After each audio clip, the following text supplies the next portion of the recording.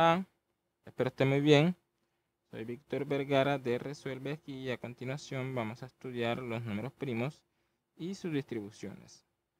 Entonces, los números primos son de gran interés en el estudio de los números naturales o de la aritmética. Entonces, ellos son como la unidad fundamental en la cual se descomponen los números, los enteros. Entonces, es de gran interés el estudio de ellos, de tal forma que a partir de propiedades que podemos obtener de ellos, podemos deducirlas para los enteros positivos. Y las distribuciones, se trata de ver cómo están distribuidos en la recta real y qué propiedades tienen ellos, digamos propiedades asintóticas. Esta parte la veremos un poco más adelante. Entonces, vamos a ver primero los números primos, cuáles son, las definiciones básicas y las propiedades fundamentales. Vamos a definir lo que es un entero primo. Entonces, un entero p mayor que 1 es llamado un número primo o simplemente un primo si los únicos divisores de p, los divisores positivos de p son 1 y el mismo. Entonces, y un entero positivo, n mayor que 1, que no es primo, es llamado un número compuesto. Es decir, que un entero compuesto es aquel que admite al menos un divisor que no es ni 1 ni el mismo. En realidad, si admite 1, admite 2. Entonces, bueno, vamos a dar un ejemplo. 2, bueno, en realidad puede ser el mismo. Por ejemplo, 4. 4 lo puedo expresar como 2 al cuadrado. Admite un divisor que no es ni 1 ni el mismo. Un ejemplo de ello son los números, ejemplos de los números primos. Son los números 2, 3, 5, 7, 11, 13, 17. Y hay una lista muy larga de números primos. En realidad hay infinitos. Eso lo veremos más adelante. Ejemplo de números compuestos es el 4, el 6, el 8, el 9, el 12, el 15, el 16 y así continúa. Y puedo encontrar también una lista muy larga de enteros compuestos. Este conjunto es denominado el conjunto de números primos o el conjunto de primos simplemente. Continuemos. Tenemos el primer teorema. Que es el siguiente. Y me dice que si A, B y P son enteros con P', entonces el hecho de que P divide A por B implica que P divide A o P divide a B. Vamos a probar ese teorema. Y en realidad tengo una proposición de la forma P implica Q o R.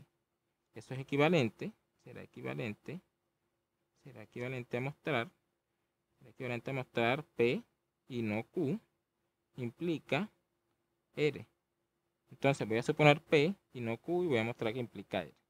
Entonces supongamos que P divide A por B y que P no divide a A.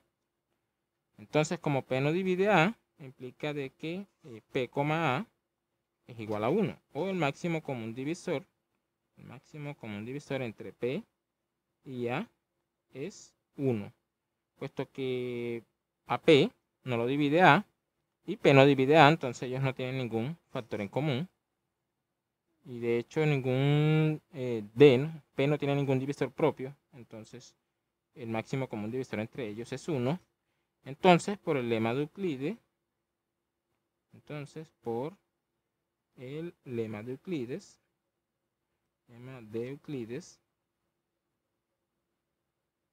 tenía que P divide A por B y P, A es igual a 1, obtengo que P divide a B. El lema de Euclides lo que dice, escribámoslo aquí, lema de Euclides.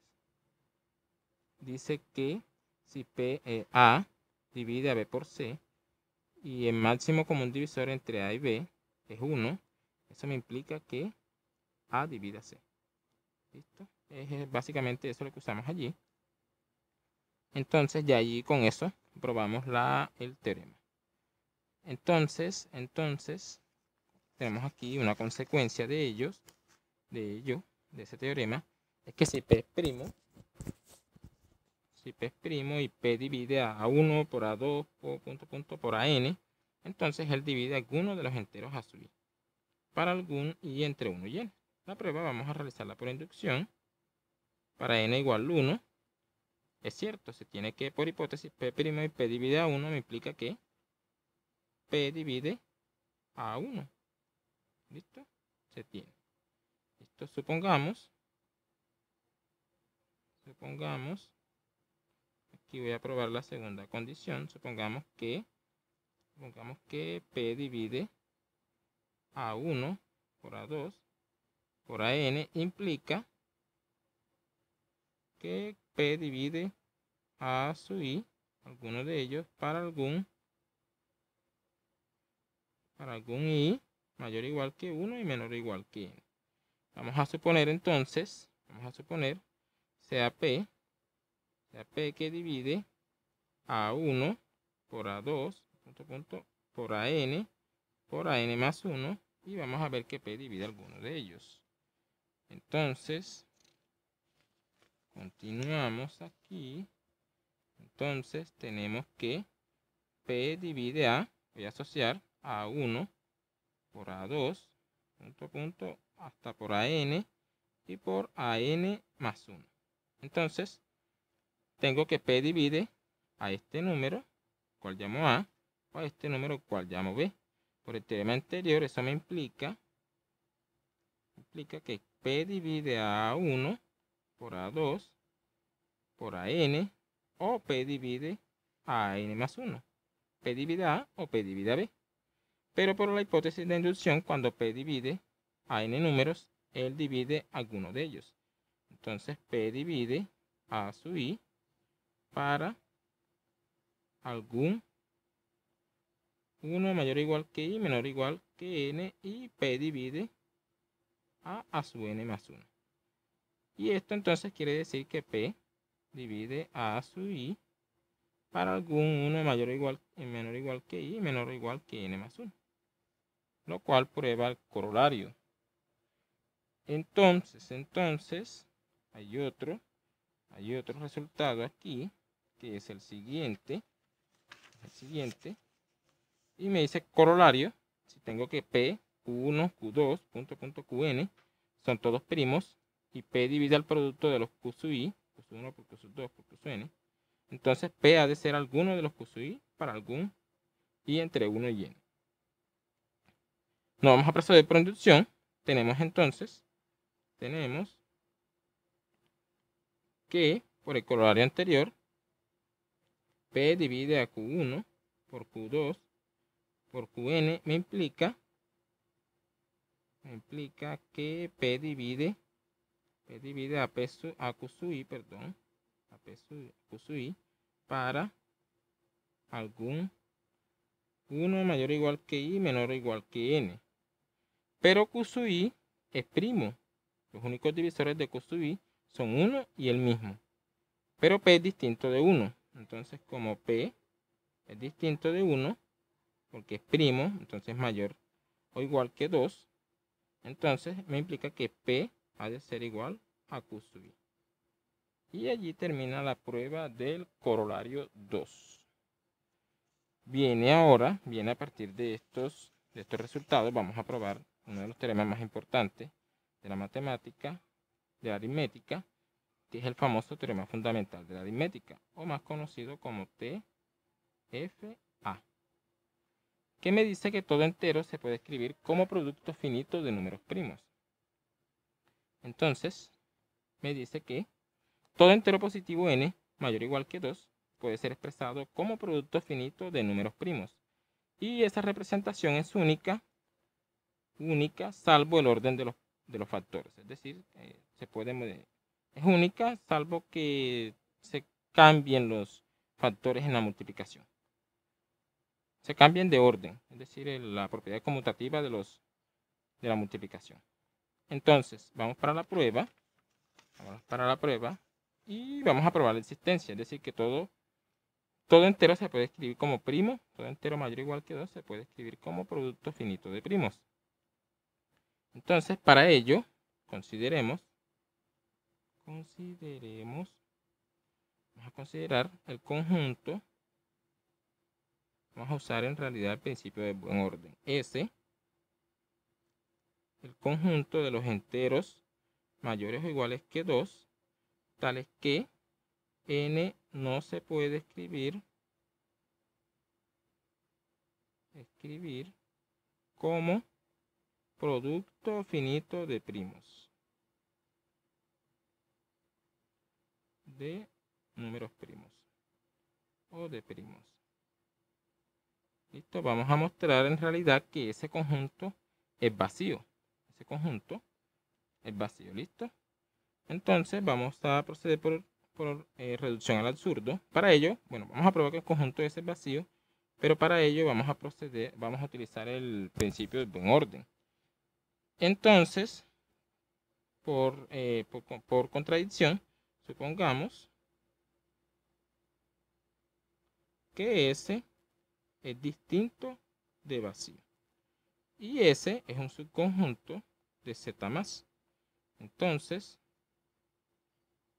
por el PBO, existe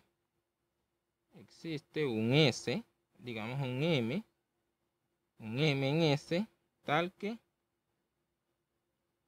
SM es definido como el mínimo de S. Es decir, M es el más pequeño de los elementos de S. Entonces, M es menor o igual que S para todo S en S. Entonces, notemos lo siguiente. Notemos que M no es primo. Si M fuese primo, notemos que M no es primo. Si M fuese primo, por ejemplo, si M fuese un primo P, entonces él fuera producto finito de números primos. Y lo cual es imposible puesto que él está en S. Aquí M está en S. Entonces, él no puede escribirse como producto finito de primos. Entonces, se tendría que M no es primo. Entonces, M es compuesto. Y si M es compuesto, entonces existen A, B enteros positivos tales que M se deja escribir de la forma A por B con 1 mayor que A y B menor que M. Entonces, notemos que como A y B son menores que M y M es el mínimo de S, entonces A, B no pertenecen a S. ¿Qué quiere decir entonces que A y B no pertenecen a S? Entonces, como A y B no pertenecen a S, se tiene que A es producto finito de primos. Digamos que P1 por P2 hasta por PR. Y B también es menor que M, entonces B es producto finito de primos. Es decir, B es Q1 por Q2, por QS. Entonces obtendría que A por B sería P1 por P2, por PR, por Q1, por Q2, hasta por QS. Entonces, listo. A, como no está en S, entonces él es producto finito de primos. Y B, como también no está en S, porque es menor que M, ambos son menores que M, no están en S, entonces también es producto finito de primos.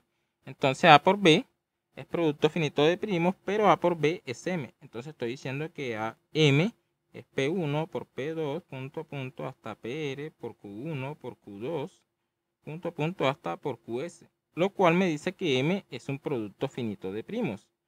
Y M está en S. Eso es una contradicción porque habíamos dicho que S es el conjunto de enteros positivos que no se dejan escribir como producto finito de primos. Por lo tanto, todo eso se dio debido a que S era distinto. Se supuso que S era distinto de vacío, por lo tanto S es vacío. O sea que todos los enteros positivos se pueden escribir como enteros positivos mayores o iguales que 2, se pueden escribir como producto finito de primos. Listo, allí probamos la existencia, unicidad. Vamos para la unicidad. Para la unicidad, entonces supongamos que n es de la forma P1 por P2, por PS, y que n también se deja escribir como producto, digamos, de Q1 por Q2, hasta por Qt, para T, S enteros positivos. ¿Listo? Vamos a mostrar que S tiene que ser igual a N. Que S tiene que ser igual a T. Y que P sub I, P sub 1 es igual a alguno de los Q sub I. Los primos son los mismos salvo el orden. Entonces, supongamos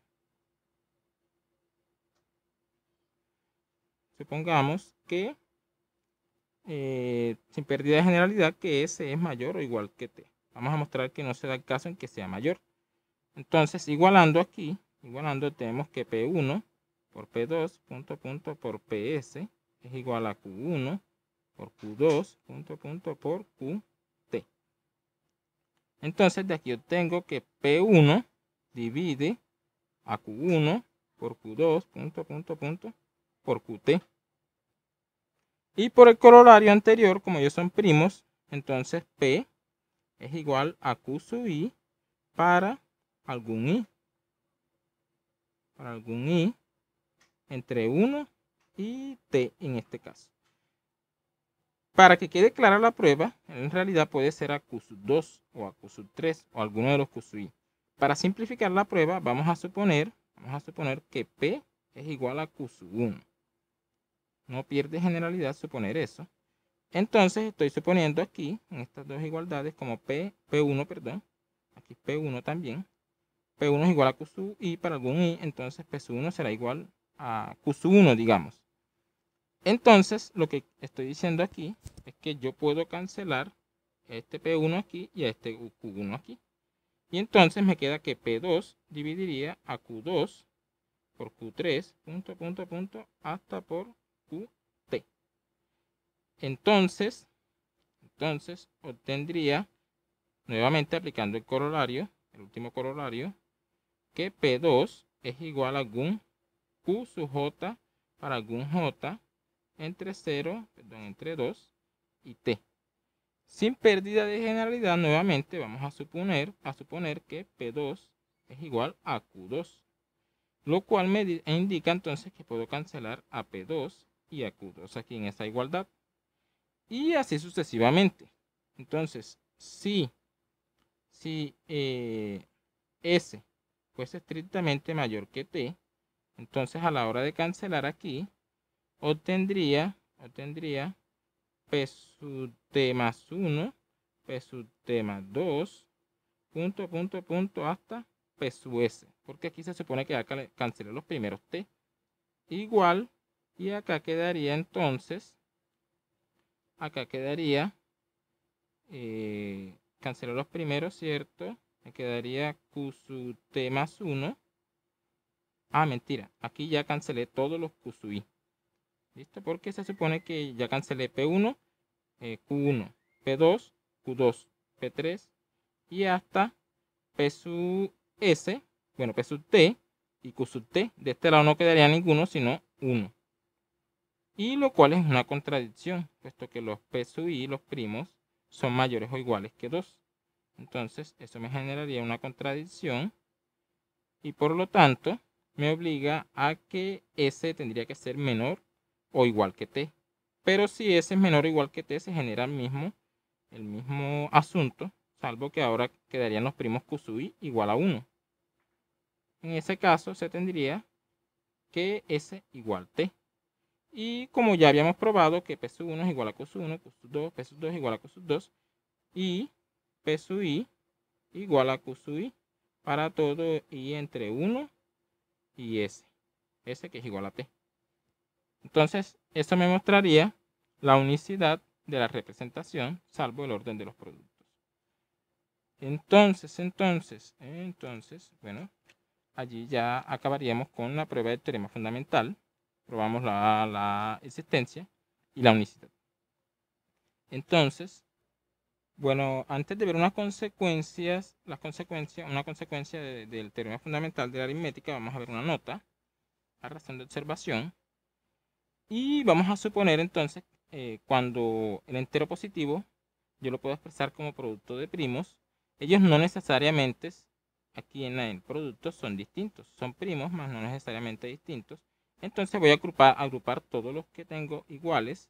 Digamos que hay K P sub 1, hay K sub 1 P sub 1, hay K sub 2 P sub 2. Y agrupándolos obtengo entonces que N se deja escribir como producto de P1 a la K1, P2 a la K2, PR a la KR. Y esa forma de expresarlo lo vamos a llamar forma canónica. Aquí los K sub I son mayores o iguales que ceros. Aquí son mayores o iguales que ceros. Y los P1, P2 hasta PR son primos distintos. Entonces, y además de eso, ellos están ordenados de manera creciente. Vamos a suponer que el primero es 2, P1 es 2, P2, bueno, P1 es el primer primo que aparece distinto de 1, distinto de 2 o distinto de 1. 1 en realidad no es primo. Digamos que P1 es el primer primo, P2 es el segundo primo, PR es el décimo primo que aparece en la expansión en la forma canónica de N. Entonces, un ejemplo de ellos sería lo siguiente. También vamos a suponer que todas las expansiones de los enteros que consideremos llegan hasta el mismo R. Si no llegan hasta el mismo R, es decir, no tienen el mismo número de primos, completamos colocando ese primo elevado a la 0. Por ejemplo, aquí el entero 4725 lo puedo escribir de la forma 3 a la 3 por 5 a la 2 por 7 a la 1. Y el entero 7460 es 2 a la 3 por 3 a la 2 por 5 a la 1 por 7 a la 2. En este caso aquí hay 4 primos, aquí hay 3, pero yo puedo colocar el 2 aquí como elevado a la 0. ¿Listo? Y aquí entonces tendría los mismos primos en la forma canónica de esos enteros, solo que a potencias distintas. Lo mismo aquí faltaría 7. En el entero 1980 se puede expresar como 2 a la 2, 3 a la 2 por 5 a la 1 por 7 a la 0. Y aquí puedo completar por 11 a la 0 también. Y aquí también 11 a la 0. Y aquí quedaría también por 11 a la 0. Este número 1050 se deja escribir como 2 a la 1 por 3 a la 1 por 5 a la 2 por 7 a la 1 por 11 a la 0. Allí en ese caso entonces todos los enteros tendrían la forma canónica hasta el mismo primo P sub 1, 2, 3, 4, 5, ¿listo? Solo que los K sub I son diferentes en este caso. Entonces, esos serían ejemplos de la forma canónica de esos enteros, de algunos enteros a considerar. Vamos a ver entonces algunos resultados aquí, y son los siguientes. Me dice que sea n, corolario, a, sea n el producto de P1 por P2 por Pn a la KR, la forma canónica de un entero n.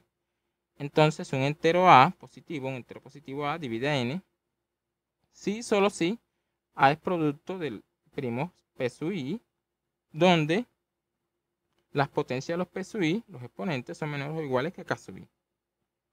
¿Listo? Entonces, en la parte B, me dice que si n es producto de primos, tengo la forma canónica de n, P sub i a la K sub i, y tengo que m, que es P sub i a la Li, se tiene que el máximo común divisor de ellos es P sub i a la D sub i, donde D sub i es más pequeño de cada uno de los exponentes K sub i y Li. Vamos a ver la prueba de la primera parte. Y vamos a suponer, vamos a probar esta parte como es un sí solo sí, sea A positivo, tal que A divide a N. Entonces, como N es de la forma, N es de la forma PI, es de la forma P1 a la K1 por P2 a la K2, por PR a la KR. La única manera aquí de que aparezca A dentro de esta expresión es que A sea, o por el teorema fundamental de la aritmética, nuevamente puedo escribir A como producto de P1 a la 1 por P2 a la 2, por PR a la R hasta el mismo, Entonces, ¿qué sería n sobre a? N sobre a debería dar un entero. Pero esto sería entonces P1 a la K1, P2 a la K2, por PR a la KR, sobre P1 a la 1, por P2 a la 2, hasta por PR a la AR. Y esto es P1 a la K1 menos A1, por P2 quedaría P2 a la K2 menos A2, punto, por PR a la KR menos AR. Para que esto sea un entero, positivo, eso se da si solo si K1 o KI menos AI ha de ser mayor o igual que 0. Esto es K sub I, esto es A sub I ha de ser menor o igual que K sub I. Para todo, 1 menor o igual que I y menor o igual que R. Entonces allí provee la primera condición. Si A es un entero, entonces A se deja escribir de esa forma, donde los A sub I son menores o iguales que K sub I. Veamos el recíproco. El recíproco sería el siguiente. Supongamos que A es de la forma P1 a la 1, P2 a la 2, hasta PR a la R con A sub I menor o igual que K sub I. Para todo, 1 menor o igual que I menor o igual que R. Listo. Vamos a ver que en realidad A ha de ser un divisor de N. Entonces, se tiene que N es de la forma P1 a la K1 por P2 a la K2 punto por PR a la KR, y eso lo puedo escribir como P1 a la 1 por P2 a la 2 por PR a la AR por, y aquí es como multiplicar y dividir, P1 a la K1 menos A1 por P2 a la K2 menos A2 punto por PR a la KR menos AR. Como tengo que K sub I, A sub I es menor o igual que K sub I, entonces K sub I menos A sub I es mayor o igual que 0. Entonces P sub I a la K sub I menos AI es un entero. Entonces este producto que aparece aquí sería un entero y este producto que aparece aquí sería A. Entonces tendría que N es de la forma A por el entero P1 a la K1 menos A1 por P2 a la K2 menos A2 punto por PR a la KR menos AR. Listo, entonces en este caso tendría que A divide a N. Y allí mostré el recíproco. Listo, entonces continuando para la parte B. ¿Cómo tenemos que hacer? Para la parte B, entonces suponemos que N es de la forma, digamos, P1 a la N1 por P2 a la N2 punto por PR a la NR, y que M es de la forma P1 a la M1 por P2 a la M2 punto hasta PR a la MR.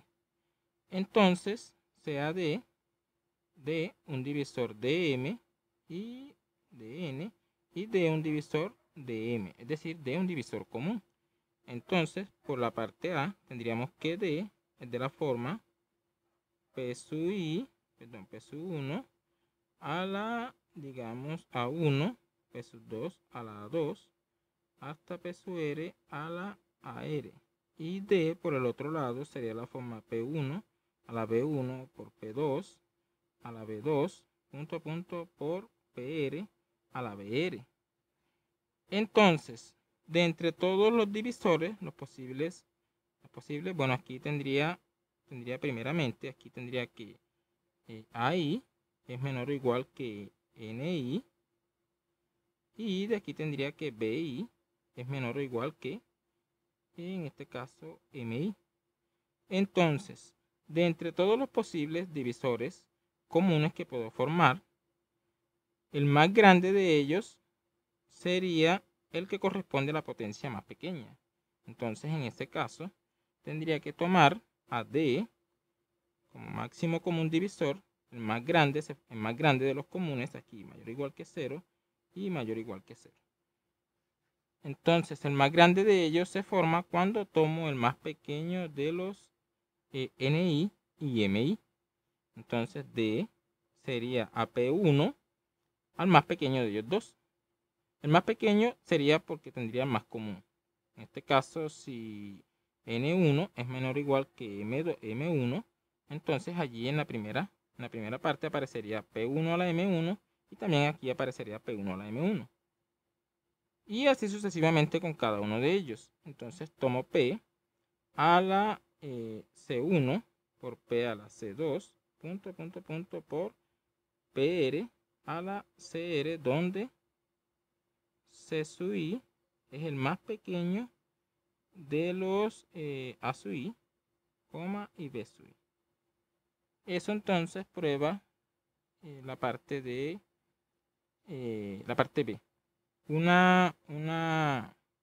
Bueno, aquí sería D, vendría siendo en realidad el máximo común divisor de M y N. ¿Listo? D vendría siendo, el máximo común divisor. Allí consideré todos los divisores posibles, entonces queda máximo común divisor. Un ejercicio es el siguiente. Es mostrar que el mínimo común múltiplo de M y de N es P1 a la alfa 1 por P2 a la alfa 2 hasta por PR a la alfa R, donde alfa I es el máximo de los MI, NI, MI. ¿Listo? Es un resultado análogo. Y en realidad pueden usar el hecho de que el máximo común divisor entre M y N por el mínimo común múltiplo entre M y N es igual a M por N. Ese resultado lo pueden utilizar para mostrar esta. Vamos a ver ahora un par de ejemplos aquí. Ejemplos que son los siguientes. Vamos a determinar el MCD entre los enteros 47, 25 y 17460. ¿Listo? Y el MCD entre 1980 y 1050. ¿Listo? Entonces vamos a determinar esos máximos comunes divisores. Entonces, para ello, como vimos de los ejemplos anteriores, que 4, 7, 2, 5 se deja expresar como 2 a la 0, por 3 a la 3, por 5 a la 2, por 7 a la 1, por 7 a la 1.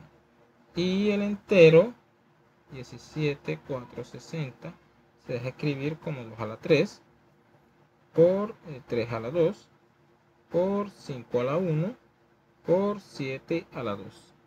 Entonces, el máximo común divisor entre 4725 y 17460 viene dado por el producto de los mismos primos, 3, 5, 7, pero en el caso del 2 elevado a la mínima potencia, en este caso mínima es 0, 2 a la 0 y 2 a la 3, la mínima es 0. En el caso del 3, 3 a la 3, 3 a la 2, la mínima es 2. En el 5, 5 a la 2, 5 a la 1, la mínima es 1. Y en el 7 la mínima también es 1. O sea que este número vendría dado por 2 a la 0, 9 por 5, 45 por 7. Eso da 35, van 3, 28, 31. Listo. O sea que el máximo común divisor de esos números es 315. De la misma manera, 1980 se deja escribir como 2 a la 2, por 3 a la 2, por 5 a la 1, por 7 a la 0, por 11. Y 1050 se deja escribir como 2 a la 1, por 3 a la 1, por 5 a la 2, por 7 a la 1, por 11 a la 0. Entonces el máximo común divisor entre 1980 y 1050 viene dado por 2, por 3, por 5, por 11. Las potencias son el mínimo entre 2 y 1 es 1, el mínimo entre 2 y 1 es 1, el mínimo entre 1 y 2 es 1, el mínimo entre 0 y 1, aquí faltó el 7, el mínimo entre 0 y 1 es 0, y el mínimo entre, aquí 11 a la 1, el mínimo entre 1 y 0 es 0. O sea que el máximo común divisor aquí es 2 por 3 por 5. Eso me da 30. Entonces, listo, allí termina el ejemplo. Espero hayan entendido esta parte. Soy Víctor Vergara de Resuelve Aquí.